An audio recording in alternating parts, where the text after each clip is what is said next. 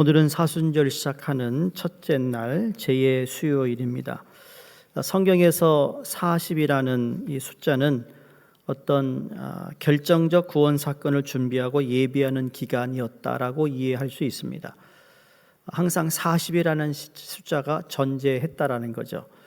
이스라엘이 40년간 이 약속의 땅에 들어가기 위해 광야를 유랑했습니다. 예수님 40일간 광야에서 금식하고 시험을 받으셨어요. 초대교회에서는 40일이 세례를 위한 마지막 집중적 기도와 또 금식과 헌신의 기간이었습니다. 이 기간이 사도행전 14장 23절에 보면 특별한 헌신과 훈련의 기간으로 이해되었습니다. 그러니까 이 사순절 기간은 우리가 영적으로 새로운 훈련을 받으며 주님께 헌신할 수 있는 자세를 가다듬을 수 있는 좋은 기회가 됩니다. 우리의 마음을 가다듬는 겁니다. 여러분 오늘 하루를 이렇게 일상생활 하시면서 이마에다가 이렇게 십자가 마크를 한 사람들을 보셨을 거예요. 그게 다 오늘 애쉬 웬스데이. 그 사람들은 용감한 사람들이에요. 자기 이마에다가 재를 가지고 십자가를 그려놓고 오늘 내가 그리스도인으로서 사순절 예배를 드렸다. 또 특별히 천주교인일수록 또 미사를 통하여서 헌신하는 시간입니다. 저도 오늘 여러분에게 이거를 좀 그려줄까 했는데 소용이 없더라고요. 아침에 그려야 하루 종일 내가 사순절에 동참했다고 하지. 이거 오늘 밟으면 집에 가서 다 씻고 주무실 건데 말이에요. 그래서 이건 좀 안 맞는 것 같아요. 그래서 안 했거든요. 오늘은 저희가 사순절 제 수요일인 만큼 아까 주일날 말씀드린 대로 공동체 기도문을 통해 또 여러분이 하나님께 내가 어떤 것을 내려놓고 내가 끊겠고 또 절제하는 삶을 살아야겠다, 이런 것들을 결심하는 시간이 되기를 바랍니다. 근데 이 사순절을 우리가 시작하면서 다시 한번 구원에 이르는 길을 말씀을 통해 보기를 원합니다. 사도 바울이 로마 교회에 보낸 서신의 말씀인데 오늘 본문은 우리는 구원의 길이 무엇인지를 새롭게 또 한번 깨달아야 된다는 사실입니다. 우리가 사순절을 보내는 건 십자가 때문입니다. 베드로의 설교를 이제 이번 주일날 여러분과 나눌 텐데, 베드로의 설교를 보면 엑기스들을 모아서 그가 설교를 합니다. 근데 베드로의 엑기스 설교는 그가 열심히 공부해가지고 한 설교가 아니에요. 성령께서 하라는 말, 성령께 인도하심을 받아 설교를 시작하는데 그 설교의 내용이 뭔가 하면 예수 그리스도의 생애, 예수 그리스도의 죽음, 예수 그리스도의 부활을 이야기합니다. 이게 복음이라는 거죠. 이게 영어로 에센스입니다. 핵심이라는 거죠. 우리 그리스도인들이 이 세 가지를 찾고 생각해야 되는데 이 세 가지를 망각하고 그리고 우리에게 주어진 삶이 그냥 형식적인 기독교인 살면 우리는 그 구원의 능력을 상실하고 살아가는 것과 같다라는 거예요. 그래서 구원의 길을 알면서도 구원에 이르는 길을 우리가 이미 경험했으면서도 이 구원의 능력이 우리 가운데 나타나지 않을 때가 많다라는 겁니다. 오늘 본문 8절에 보시면 말씀이 내게 가까워 내 입에 있으며 내 마음에 있다 하였으니 곧 우리가 전파하는 믿음의 말씀이라. 여기 구절을 눈여겨볼 게 있는데요. 하나님의 말씀이 가까이 있다. 이게 무슨 의미일까?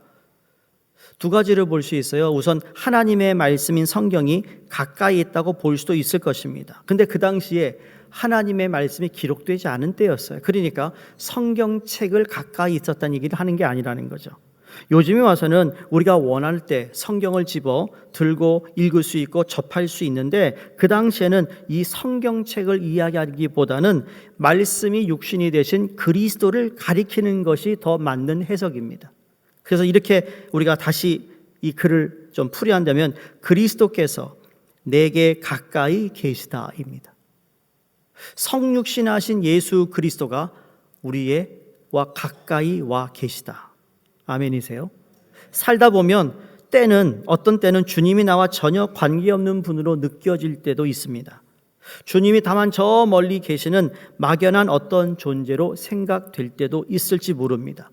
구원을 받았음에도 불구하고 내가 하나님 앞에 기도 생활이나 말씀 생활을 이렇게 깊이 하지 못하면 멀리 떨어져 있는 것 같다니까요. 은하계 저 넘어 계시는 분으로 생각된다면 그분이 아무리 좋은 주님이라도 나에게 아무런 도움이 안 될 것이라는 거죠. 그러니까 구원의 주님이라면 나와 관계가 있어야 하고 나와 함께 하셔야 된다는 겁니다. 우리는 여기서 구원이라고 하는 것이 다른 것이나 바로 주님이 나와 함께 하시는 것을 믿는 것을 의미하고 있습니다. 주님 우리와 함께하고 계세요. 이건 약속의 말씀이잖아요. 구약에서도 하나님이 너희와 내가 항상 함께한다. 그래서 광야 길을 가는 이스라엘 백성의 불기둥과 구름기둥으로 함께하시고 계속 하나님은 반복해서 내가 너희와 함께하고 있다라는 것을 말씀해 주셨어요. 때로는 우리 비주얼로, 그렇죠? 우리가 눈으로 볼 수 있도록 하나님이 의심하지 못하도록 하심에도 불구하고 하나님이 함께하지 않는다는 마음을 갖게 된다는 거예요. 그래서 오늘 본문 말씀이 이렇게 계속됩니다. 말씀이 내 입에 있으면 내 마음에 있다. 이건 또 무슨 뜻일까? 말씀이 우리 입에 있다라는 것은 우리가 그것을 날마다 하나님 말씀을 읽는다는 거예요. 영어로 이걸 regurgitate, 우리가 묵상한다는 그렇게 하죠. 하나님 말씀을 계속 되풀이하는 거예요. 되새기는 거죠. 소가 풀을 뜯어서 계속 씹고 있잖아요. 소를 가만히 보세요. 얘는 가만히 안 있어요. 몸은 가만히 있는데 입은 움직여요. 넣었다가 뺐다가 넣었다가 뺐다가 하잖아요. 우리 마음에 있다라는 거죠. 우리 마음에 있다라면 우리가 그것을 생각하는 겁니다. 그러니까 우리는 그 말씀을 읽는다, 먹고 입에 넣고 그리고 생각한다. 이걸 또한 믿음의 말씀이라고 오늘 성경에서 말하고 있습니다. 이 말도 우리가 예수 그리스도를 믿을 때, 다시 말해 가까이 계신 주 예수님을 우리가 믿을 때 구원을 경험하게 된다는 뜻입니다. 그러니까 말씀을 가까이 하고 하나님 말씀을 먹고 그분의 말씀을 생각하는 사람들은 구원이라는 것이 동떨어진 것이 아니라 구원을 받은 후에도 구원받은 자의 감격과 기쁨을 잃지 않는다라는 거예요. 다윗이 밧세바를 취하고 난 후에 그 다음에 나단 선지자가 와서 그 죄를 지적하고 나서 그가 통곡하며 울었던 고백 가운데 뭐죠? 구원의 감격을 내게서 떠나가게 하지 말라고 기도합니다. 이게 가장 무서운 거였어요, 다윗에게. 우리도 마찬가지예요. 여러분, 구원의 감격이 있는데 이 구원의 감격이 주님께 예배 드릴 때마다 감사로, 기쁨으로 찬양을 올려드려야 할 주제라는 겁니다.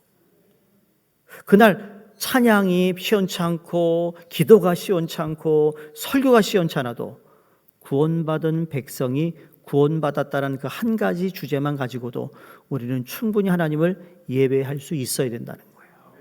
요새 교회가 엔터테인먼트를 좋아하잖아요. 춤은 안 춰도요, 우리가 뭔가 엔터테인이 되든 생각하는 거예요.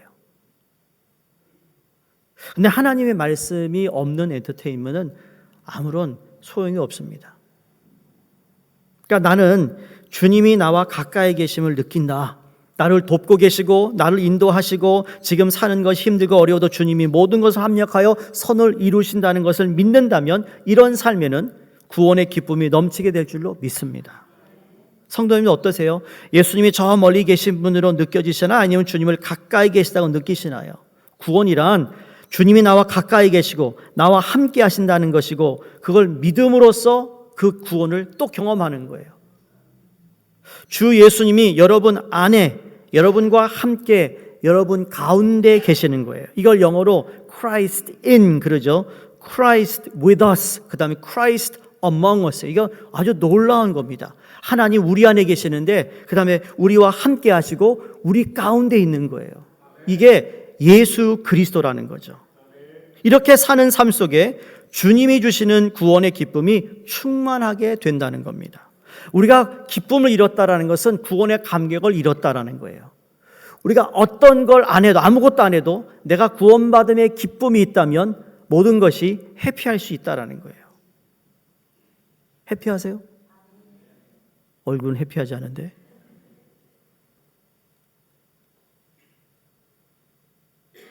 오늘도 힘든 이민생활 내가 일터에서 사업장에서 이런 일 저런 일로 치이고 분주한 마음에서 그랬지만 다시 내가 구원받은 하나님의 백성으로 하나님께 예배드린다. 이 안에 계신 예수 그리스도, 우리와 함께 하신 예수 그리스도, 우리 가운데 거하시는 예수 그리스도를 생각하면 우리의 구원의 기쁨이 다시 회복되리라 믿습니다. 자, 본문으로 가서 구원 얻은 도리를 구체적으로 가르쳐주고 있는 말씀이 나옵니다.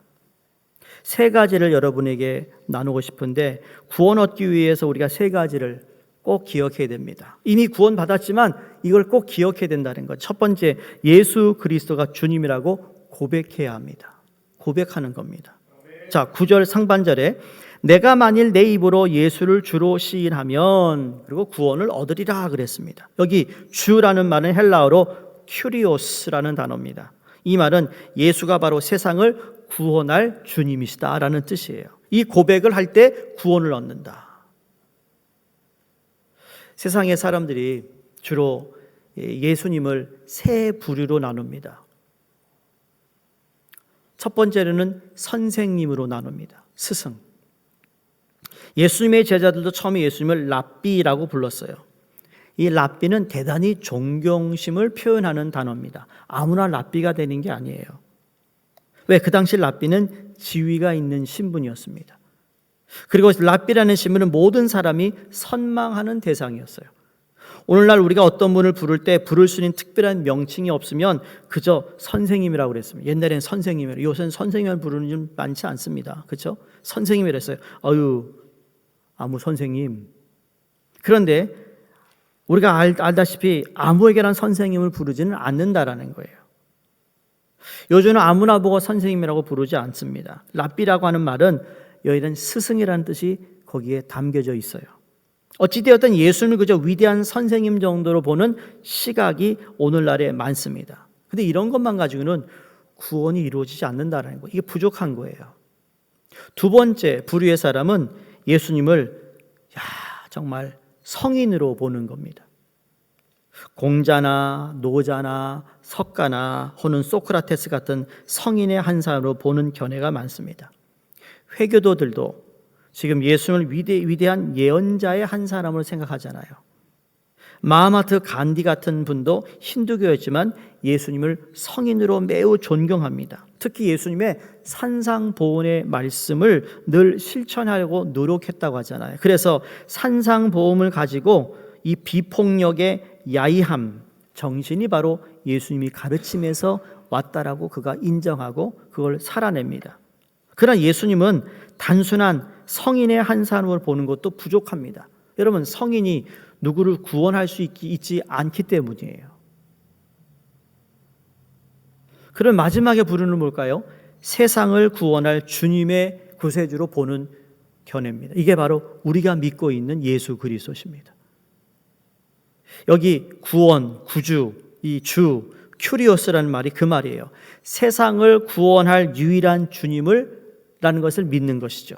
그저 훌륭한 선생이나 성인 중에 한 분이 아니라 내 영혼의 구주라고 믿는 것이 있어야 하는데, 구주 예수는 나의 힘이요, 예수는 나의 힘이요, 내 생명 되시니처럼 내 기쁨이요, 내 소망이 되는 거예요. 그렇게 고백을 하며 사는 사람을 우리는 그리스도인이라고 합니다. 이런 삶을 살 때 구원이 임한다는 거죠. 자, 이미 구원을 받았지만 이 메시지가 왜 필요하냐? 이게 계속 리마인드가 되어야 된다는 거예요. 두 번째로 오늘 10절에 보시면 예수님이 죽음에서 다시 사신 것을 마음으로 믿어야 한다 그랬습니다. 부활의 주님을 믿는 것입니다. 기독교는 부활의 종교예요. 기독교의 부활을 빼면 아무것도 없어요.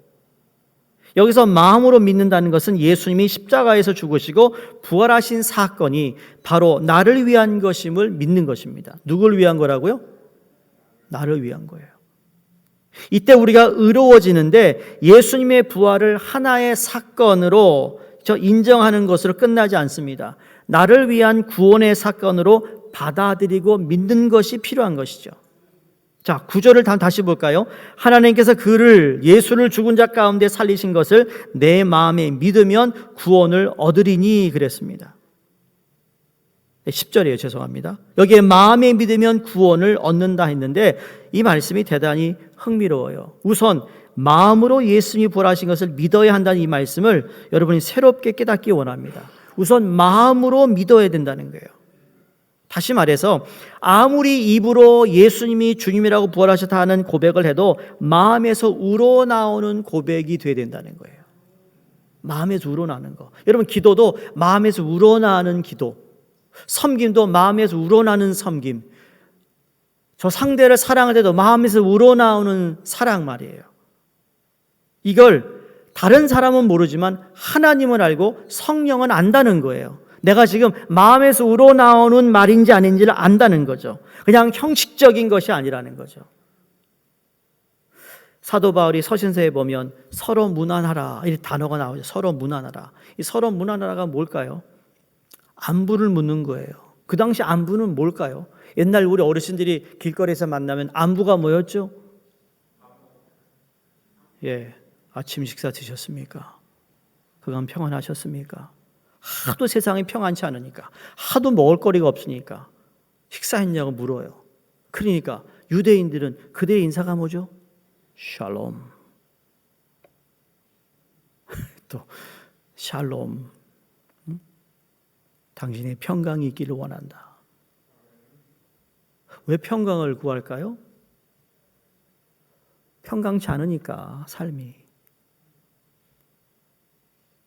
그러니까 이 말이라는 것이 마음에서 우러나오는 것이 아니면 믿음이 아닐 수 있다라는 거예요. 입으로 하는 거, 입만 살아있는 그리스도인이 되어서는 안 된다는 거예요. 10절에 마음으로 믿어 의에 이른다고 했는데 이것은 칭의를 말하고 있습니다. 여기서 마음으로 믿는다는 것을 기도에 대입시켜 봅니다. 그 기도란 영혼과 하나님 사이의 대화인데 더 나아가서 단지 눈길만으로서 하나님을 사랑한다고 말하며 그분을 관상하는 데만 몰두하여 말없이 하나님만을 바라보는 거 아니에요. 그 기도란 사랑의 시선으로 고정시켜 놓고 내 마음을 열어 주님을 바라보는 것이 기도라는 거죠. 그 내 마음을 하나님께 다 아뢰는 거예요. 이 아뢰다는 단어가 참 좋은 단어 같아요. 미국에 아랜다라는 이야기 없어요. 그냥 pour out. 재미없어요. 때로는 영어가. 한국말은 재미있습니다. 한 국어사전을 찾아보세요. 똑같은 단어를 찾아보면 야, 이런 말이 이런 표현이 있구나. 아랜다. 누가한테 아랬어요? 과거에? 밑에 사람 윗사람에게 아래옵기 황공하오나. 이게 그분을 높이는 말이거든요. 그러니까 우리가 하나님 기도할 때 아뢰오니 높이는 거예요. 주님을요. 높이는 거. 베드로의 설교를 보면 예수 그리스도를 높이고 있는 설교를 해요. 그분이 어떤 분인가 높이는 거예요. 우리의 기도가 그 예수님이 가르치신 기도가 그렇잖아요. 하늘에 계신 우리 아버지 이름이 거룩히 여김을 받으시오며 이게 그분을 높이는 거예요. 그러니까 마음으로 주님을 바라보고 아뢰는 거죠. 무지의 구름, Cloud of Unknowing이라는 책의 저자가 거기에 쓴 글에 마음이라는 게 나옵니다. 마음. 이 마음을 일깨우려면 우리는 마음이 하나님을 향하여 끊임없이 노력해야 된다고 합니다. 그 마음이 우리의 존재를 온전히 하나님께로 이끌어갈 수 있도록 기회를 주어야 한다는 거예요. 누구에게 기회를 줘요? 내 마음이 주님을 향할 수 있도록 기회를 주라는 거예요. 이렇게 되려면 마음을 개발해야 되고 그 마음을 둘러싸고 있는 불순물들을 깨끗이 제거함으로써 마음이 영원한 자석에 끌려갈 수 있도록 해 주어야 한다. 오늘 아침 여러분 역대하 29장 말씀이 그 말씀이잖아요. 누가 지금 개혁을 하고 있어요?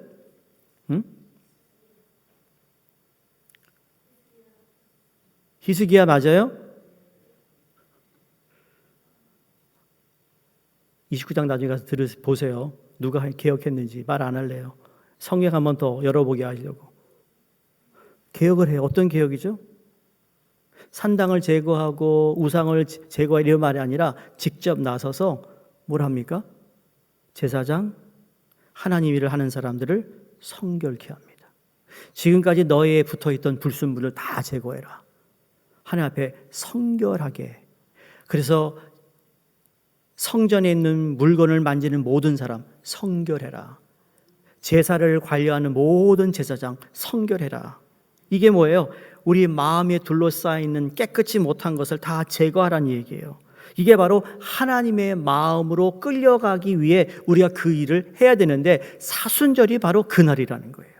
특히 제 수요일 날 내가 하나님의 마음을 내가 알겠는데 내 마음이 여전히 불순물로 가득 차 있어요. 하나님, 이걸 떼어내기 위해 여러분 오늘 각오하셔야 된다니까요. 결단하셔야 돼요. 무엇이 내 마음, 하나님께 향한 내 마음을 가지 못하도록 막고 있는 게 뭔가, 붙잡고 있는 줄이 뭔가를 발견하여 끊어버리고 내려놓고 적어서 하나님, 나를 불쌍히 여겨 주시옵소서라는 자리가 바로 오늘 예배의 자리예요. 여기 불순물들이란 우리가 하나님과 대화할 때 그분과 우리 사이에 끊임없이 끼어드는 생각과 말과 이미지를 이야기합니다. 침묵의 중요성을 보여야 하는데 우리가 마음으로 주님을 바라보고 갈망하고 사랑하기 위해서는 어떤 것도 하나님과 경쟁이 되어서는 안 된다는 것이죠. 이것이 정신없이 바쁘게 사는 우리에게 무엇보다 중요하지 않나라는 생각을 해봅니다. 마지막 세 번째, 입으로 고백할 때 구원에 이른다 그랬습니다. 사람이 입으로 시인하여 고백해서 10절이죠. 구원에 이르리라. 기독교 신앙은 마음으로 믿는 것으로 끝나는 것이 아니라는 겁니다. 입으로 고백하라는 거죠. 나의 입술의 모든 말과 나의 마음의 묵상이 주께 연락되기를 원하네 그랬습니다. 입으로 고백하는 거예요. 그래야 구원을 체험하게 되는 거예요. 그러니까 제가 그런 말씀 많이 드리잖아요. 복음서 예수님이 야 내가 너를 어떻게 하면 좋겠니? 아니 눈먼 자가 뭘 원하겠어요? 보기 원합니다. 이 고백을 주님이 끌어내는 거예요. 앉은 맹에게 야 너에게 내가 뭐 하면 좋겠니? 아 보면 몰라요 이러지 않았어요. 일어나고 싶습니다. 내가 너에게 뭘 하면 좋겠어? 내가 지금 이 죄를 짓고 있습니다. 용서해 주길 원합니다. 이 고백을 하라는 거예요. 이해하시겠어요? 내가 지금 아픔이 있어요. 하나님 이 아픔을 좀 고쳐주세요. 고백하라는 거죠. 마음뿐이 아니에요. 하나님 뭐 다 아시는데 뭐 기도 그냥 하면 되지. 아니요. 입 벌려서 말하라고요. 입을 크게 벌려라. 그러면 입이 큰 만큼 내가 너에게 뭐예요? 채워준다고요. 이걸 보아도 입으로 예수 그리스도를 주님이라고 고백하는 것이 얼마나 중요한 것인지 알 수 있어요. 이렇게 할 때 우리가 하나님께 영광을 돌릴 수 있는 것이고 이것은 비단 신앙생활에만 해당되는 것이 아니라 우리 일상생활에도 적용이 되는 겁니다. 특히 사랑의 말을 하는 것, speaking the word of love이라는 것이 있어요. 미국 사람들도 이런 말 많이 하잖아요. 사랑의 말을 하는 것. 우리는 흔히 말해야 할 때 침묵을 지킵니다. 말하지 않고는 사랑을 잘할 수 없습니다. 우리가 우리의 자녀, 부모, 친구, 정말 사랑해요라거나 늘 관심을 가지고 있어요. 자주 생각해요. 또는 당신은 나의 가장 큰 선물이요 말할 때 우리는 그들에게 뭐 하는 줄 아세요? 이 말을 통해 그 사람에게 생명을 주는 거예요. 뭘 준다고요? 따라해 보세요. 생명을 주는 거예요. 네? 생명을 주는 거예요. 사랑해요. 사랑한다. 생명을 주는 거예요. 아들이 아버지가 아빠 저 아빠 사랑해요. 어머니가 딸에게 내가 너를 사랑한다 말할 수 있을 때 새로이 축복받는 커다랗고 살기 좋은 그러한 영역을 마련하고 만들어가는 거예요. 그 영역이 크면 클수록 거기서 마음껏 뛰노는 거예요. 이런 방 한 칸짜리에서 사는 게 좋아요? 한 50평대에서 사는 게 나아요? 네? 움직임이 어디가 좋으세요? 맞아요? 그럼 100평도 좋겠죠? 1000평도 좋겠죠? 마음 평일에 더 좋겠죠? 어디로 가는지 아시죠? 지금 제가 사랑의 영을 단칸팡처럼 하지 마시고 큰 대골처럼 사용하시라고요. 매일 마음이 요래가지고 콩당콩당 조마 그러지 마시고 과감하게. 돈 안 드는 거예요. 자, 옆에는 앞뒤는 이제 사랑합니다. 마음에 우러나는 사랑입니다. 입으로 하지 마세요. 사랑합니다. 우리 H.O.T 왜 안 하세요? 사랑합니다 좀 하세요. 사랑합니다. 말씀을 마칩니다. 어느 큰 사업가의 아들이 탄 경비행기가 사막을 지나다가 폭풍을 만나 추락했대요. 아버지는 수색대를 조직해 며칠 동안 샅샅이 찾아보았다고 합니다. 그러나 불행히도 어디가 추락 지점인지 또 아들이 생존해 있는지 알 길이 없었다고 합니다. 며칠 뒤 추락 지점을 발견했지만 비행기와 잔해 또 비행사의 시체만 있고 아들의 시체는 없었대요. 아버지는 일단 아들이 살아있다는 생각에서 이제 아들을 구출할 작전을 세우며 구상하며 기도했는데, 하나님, 내 아들이 살았는지 살아있으면 어디에 있는지 저로서 알 수가 없습니다. 저와 제 아들을 도와주시옵소서. 그렇게 기도를 마친 후에 아버지가 수백만 장의 전단을 뿌리기 시작합니다. 그렇게 결단하고 그리고 이 전단에 뭐라고 써야 될까 고민을 했대요. 사망에서 생존할 수 있는 방법을 쓸 것인가, 아니면 네가 무엇을 잡아먹고 사나운 짐승을 어떻게 피할 거를 써야 할 것인가 고민이 많았대요. 고시받은 아버지가 결국은 이렇게 썼대요. My son John, I love you. 내 아들 요한아, 내가 너를 사랑한다. 그리고 전단지에 크게 해가지고 그냥 뿌렸대요. 수백만 장을. 그리고 마침내 굶주림과 목마름으로 기진맥진하고 좌절감으로 죽어가던 아들이 이 전단지를 보게 되었대요. 그래서 아들이 뭘 느꼈냐? 아빠가 나를 찾고 있구나. 아빠가 나를 사랑하는구나. 그래서 아빠는 반드시 나를 찾아올 것이고 내가 좀만 버티자. 그래서 찾게 되어서 구조가 되었다는 이야기입니다. 다른 거 아니었어요. 우리는 그 전단지에다가 어떻게 하면 돈을 많이 버나, 어떻게 하면 건강하게 사나, 어떻게 하면 내가 100세까지 살까. 우린 그런 생각해요. 그런데 그거 가지고 아들이 확신을 가진 게 아니었어요. 내가 너를 사랑한다. 그랬더니 그 사랑하는 아빠는 무슨 일이 있어도 나를 찾을 것이라는 것을 확인했다는 거예요. 이게 우리 하나님 아버지의 사랑입니다. 그 사랑 때문에 우리는 재해 수요예배를 통해 사순절 첫날을 통해 하나님, 그 사랑하는 하나님 앞에 내가 40일 헌신하고 결단하고 내가 좋아하던 거 잠깐 내려놓고 내가 먹고 싶은 거 안 먹고 주님 절제하며 또 때로는 금식하며 때로는 내가 하나님 앞에 기도하는 이 모든 기도가 나를 살리는 것이고, 나만 살리는 것이 아니라 이 구원의 기쁨을 회복해 주셔서 누군가에게 이 구원의 소식을 전하는 내 삶이 되기를 원합니다 라는 간절한 마음이 우리의 모두에게 있기를 주의 이름으로 축원드립니다. 하나님 아버지 감사합니다. 사순절 첫날 제2수요의 예배에 저희를 불러주심을 감사합니다. 저희가 하나님께 기도하며 나오는 이 시간을 기억하여 주시옵소서. 구원받은 백성으로 감사케 하시고 또 우리가 주님께 함께 공동체의 기도문과 하나님께 어떻게 내가 헌신하며 나아갈지 기도하는 가운데 하나님 성령님 도와주셔서 하나님의 사랑에 반응하고 사랑에 다시 고백하며 믿음으로 하나님의 말씀을 입으로 먹으며 주님이 우리 안에 우리와 함께 우리 가운데 계신 주님을 마음껏 우리가 믿고 누리고 살아가게 하여 주시옵소서. 예수님 이름으로 기도드리옵나이다. 아멘.